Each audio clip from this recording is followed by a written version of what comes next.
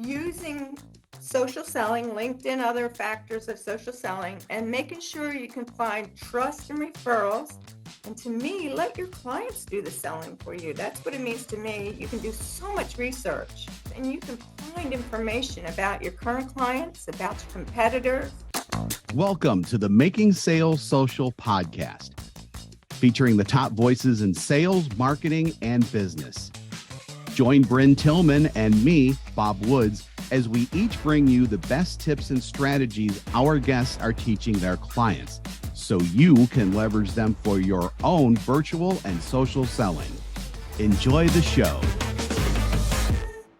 Welcome back to Making Sales Social. I'm excited. I have an OG on the call today. In August of 2011, I connected with Marge Martin, and I was able to learn a ton of marketing and sales tips. And together we kind of grew up using LinkedIn for sales and social selling. And she has expanded her company into an AI world a little bit. And we're going to talk a lot about that today. But Marge, welcome to Making Sales Social. Thank you, Bryn. Nice to see you again. It's great to see you too. And we also have met in person. So It's an addition to have been connected for over 12 years.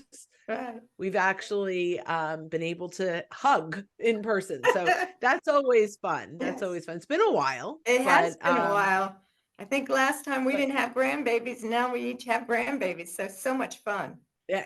Oh, absolutely. Yes, it's just fabulous. So we start every show asking our guests one question, which is, what does making sales social mean to you? To me, it's really using social selling, LinkedIn, other factors of social selling, and making sure you can find trust and referrals. And to me, let your clients do the selling for you. That's what it means to me. You can do so much research. I mean, even just on LinkedIn, right? You can do Boolean research, all this, and you can find information about your current clients, about your competitors. And that's what it means to me is really, I'll give you an example. We had a client and we had to get in touch with the chairman of the board of FedEx. Now, what's the chance you're going to be able to do that, right? We were able to get on LinkedIn. We were able to understand who his executive assistant was. And then we realized that they didn't post as much content the way we liked it. And back then, they actually wanted information sent to them via fax, not email. So it's stuff like that that you can use for social, right? And social selling. And that's what it means to me is really taking that avenue and finding those resources and those referrals for you and just giving you credibility and making you a subject matter expert. Oh, I love that answer. Thank you so much. So let's jump in. There are a few questions that I'm really excited to talk about, but I'm going to actually start with, how are you using AI to run your business now? And how are you using AI to help your clients run theirs? Okay. Well, one of the things is when you're and I help mostly small business owners, high-tech companies, probably under 100 employees. Okay. And especially if it's an executive and starting to hire, they just don't have the time, right? So just like me, don't really have the time. So I use AI for my clients and for myself, more on research. What do I want to do? Help me create an outline. I'm going to be writing a book.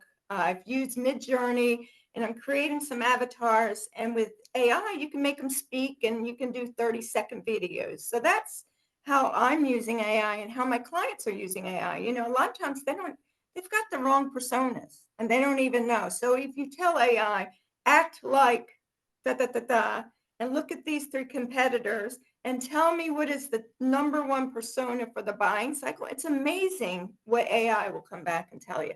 So I love that. How much of AI, I guess, are you using, and how much are you editing, and how are you kind of getting it to capture your voice or the voice of your clients? So a lot of people don't know this, but in ChatGPT, Claudia, and all, you can actually tell it in the settings a little bit about yourself and who you focus on and all that. So if you do that, when you do a chat prompt and ask it something, it will come back. So I use it more I want a blog, let's say, or I'm writing a case study or have an existing case study that I need to update to this year, Mhm, right? So I mhm, just tell it, take this document and I will ask it to change the tone and take stats for 2022 to 2023 and pull it in. Now, a lot of people don't realize that if you use the Chat GPT, the Bing version now, it will bring mhm. in things that are relevant now this year. If you don't, it's only going to go back, I think, to 2021, maybe 2022. So I always say, make sure you're using the right. Are you looking for stats? Are you looking for it to create a Excel spreadsheet? There's different pieces and plugins like Canva, right? Hey, Mhm. I'm developing a ebook cover. Please use this, and you can do it right in ChatGPT with the add-ons or add-ins, plugins, I guess I should call So I love that. And I have not really explored it in Canva too much, them. Okay. but the idea that you can create content based on who you are and who you're selling to is really important. But some of the challenge that one of the reasons people come to you is because they're really creating content that they want to create, not necessarily content for their persona. So Right. talk about how does someone figure out really truly what their ideal prospect cares about? So you want to do the research, right? And you can Mhm, use AI to really help you do the research. So you might say, look at these three companies and name them, right? And mhm, say, what are the top keywords they're using and what are their top clients that they mention? Okay, go from there. From there, now you can drill down a little further, right? And say, based mhm. on the content they're putting out and their ads on LinkedIn and Google, who are they targeting? Who's the title most likely they're targeting? And people don't realize that, but that's the stuff that let AI do that hard work for you. If you and I did it ourselves, because I used to sell workshops on this, right? I would have to do a couple hours research just to make sure I've got it right. AI literally sends that in 5 minutes if you have the prompt written right. If you write it incorrectly, you're going to get incorrect data back. But it's just like when you do research on the internet. If you're looking for the wrong information, it's going to bring the wrong information back. You got to make sure you have that very targeted and specific view of what you're trying to bring back. Do you have any tips on prompts or prompt engineering when it comes to social selling? Yes, so I actually have some prompts there. I just did a chit chat with GPT and another blog of tips and prompts to use in your business. So some of those examples, again, and let me pull it up so that I can actually just make sure I tell you the right little tips on some of these and examples so that if they want to. Yeah, and as you're looking that up, I believe you've got lots of resources at rareagent.com/blog, right? Yes, so if you go And to the blog, but like for content engine, write a blog post on the topic of and insert that topic for industry and insert industry. That's an example of it asking, right? You ask ChatGPT or Claude, create a 30-day social media calendar about blank, right? So it'll actually go out and pull all that information back in for you. For researching, right? Summarize this financial statement and insert the company for a year and insert it. Or here's what I like. You know how we get these research papers? Summarize this research paper and give me a list of the key insights, and you insert the research paper text and it comes back. So for me, I am too busy. I know you are too, Bryn. But to me, if I have a 5-10 page research paper, I don't have time to read it all the time. So I do that. I just upload it and then I ask it to find the top 5 insights of that research paper. Because then when I start doing my email campaigns, etc., I can highlight that. that's awesome. I love that. How accurate are you finding ChatGPT and Claude and Bard? Like, are you finding? Like, some people say sometimes they make stuff up. No, again, it depends on how you write your prompt, right? You want to Oh, make sure you tell it the tone.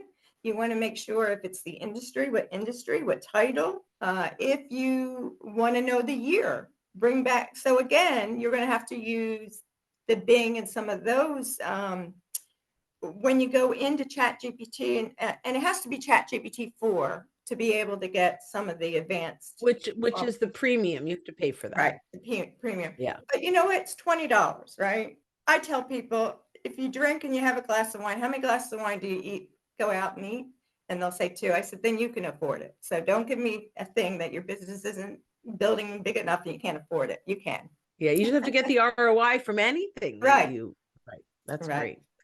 So let's talk a little bit about how you're using social selling, whether Mhm. there's AI in that or not right now to find new business, or how do you help your clients use Find new social business. selling to get new opportunities? Well, the neat thing about AI is you can actually ask it to look at LinkedIn profiles and then pull back information. But for me, I mean, I used it just, I'm relaunching Rare Agent again, right? After Mhm. keeping it kind of quiet for 3 years because the pandemic had really hit my customer base. And now they're all have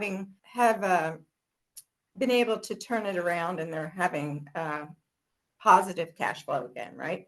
So for me, it's Mhm. just using the social selling of it and creating an email in LinkedIn and sending it to the people that I've done business with or that I've been on a podcast with before. They've been on my podcast and saying, hey, here's what's going on. Can you help me? Right. It could Mhm. be I look at social media and LinkedIn, I notice an article or I see somebody highlighted like an executive, and I go in and look at them and I realize, hey, they're in my sweet spot. And let me see if I'm Mm. connected. Look at that. I'm connected to Bryn Tillman. I can ask Bryn maybe, hey, because you forward a message, or hey, Bryn, I'm going to use your name in an email I sent. Just be aware that they might reach out to you to ask about me, right? So that's how I use it. And again, you can get very with social selling and LinkedIn. You can create your own list in there and then be very targeted. So it could be, believe it or not, a lot of marketing agencies use us, Rare Agent, right? So I can go and say, okay, I'm looking for a marketing agency that's under 20 people, right? That I probably Mhm. know they're going to need some additional resources. And I'm going to ask them to see if they could white label us. They won't even know it's Rare Agent, but we will help them. So that's an example of how you use social selling for that and the research. And big part of that's LinkedIn. Sometimes it's So that's, X. yeah.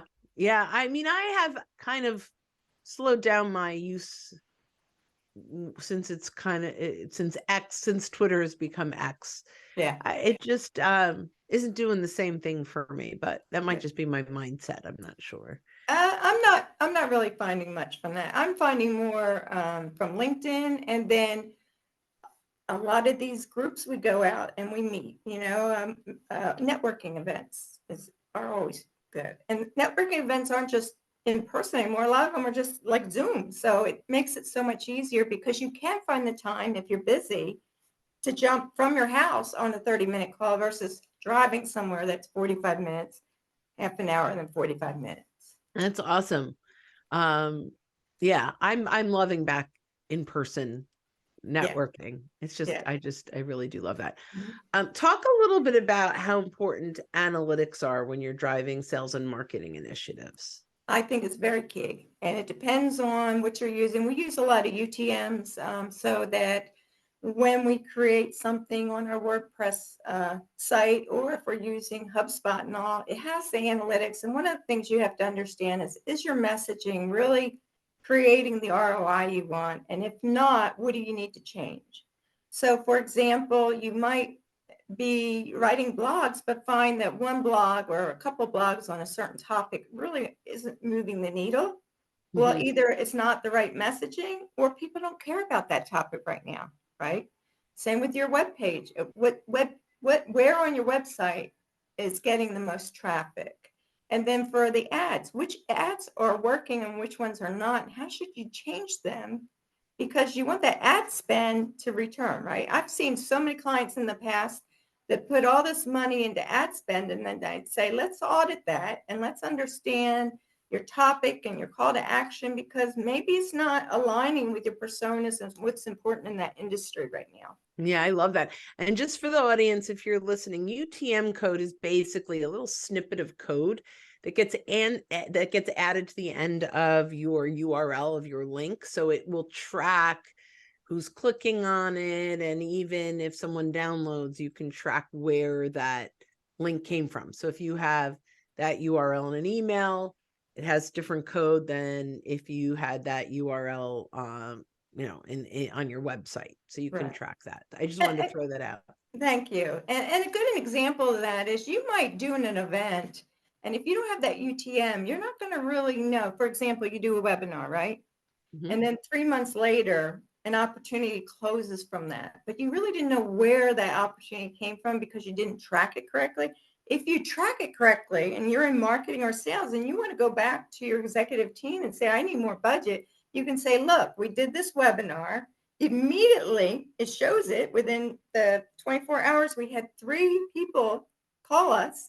We met with them, and within 45 days, we had an opportunity, and within 90 days, it closed. If you can take that back to your executives, who wouldn't give you more money, right? Right. It's all about ROI. Yeah, I mean, I had a client that was doing webinar, really wasn't doing the webinars, and we implemented a webinar program, and it would take 18 months just to get an opportunity identified and closed. And doing the webinar, it took it to maybe 90 days, 120 days.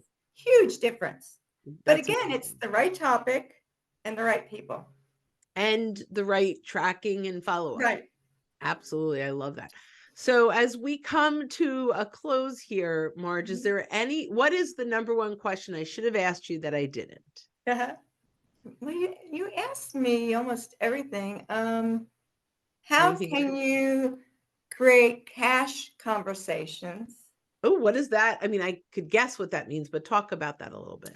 Cash conversations are who knows someone you want to know, and how are you going to call that person?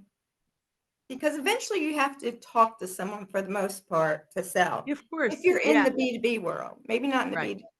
So how are you going to create that conversation that's going to turn into cash later for you? And that is, just like we did today, is using LinkedIn and people you know and having referrals and getting that and making sure your value statement's there, so that if you get a CEO on the phone because they took it unexpectedly, what are you going to say to keep their attention so that they want to stay on the phone with you? So give us one tip. What's one tip, one thing that you teach your clients to say? We do source selling. I don't know if you're familiar with that. And it's I have the book somewhere. It's a blue book, a blue yellow book. Yeah.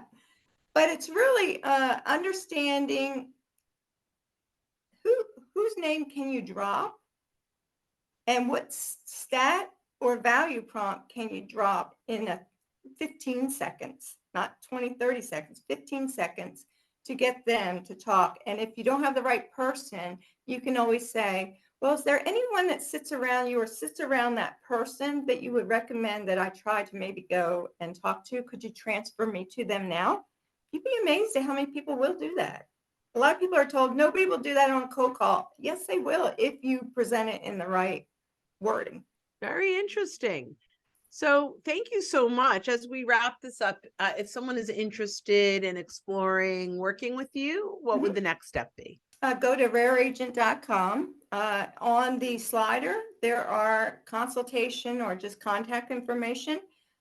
We will be putting some more resources up. Like I said, we're just launching the website again. Kind of had a 3-year hiatus, and now I'm coming back. But we will have a lot of tips and tricks, guides. So if you're doing webinars, if you're doing events, we'll have the guides up there to help you develop those and promote those. That's great. Thank you so much. It was great to chat with you again. And as everyone, as we wrap this up, don't forget when you're out and about to make your sales social. Thanks for watching, and join us again for more special guest instructors bringing you marketing, sales training, and social selling strategies that will set you apart. Hit the subscribe button below to get the latest episodes from the Making Sales Social podcast. Give this video a thumbs up and comment down below on what you want to hear from us next. You can also listen to us on Apple Podcasts, Spotify, and Google Play. Visit our website, socialsaleslink.com, for more information.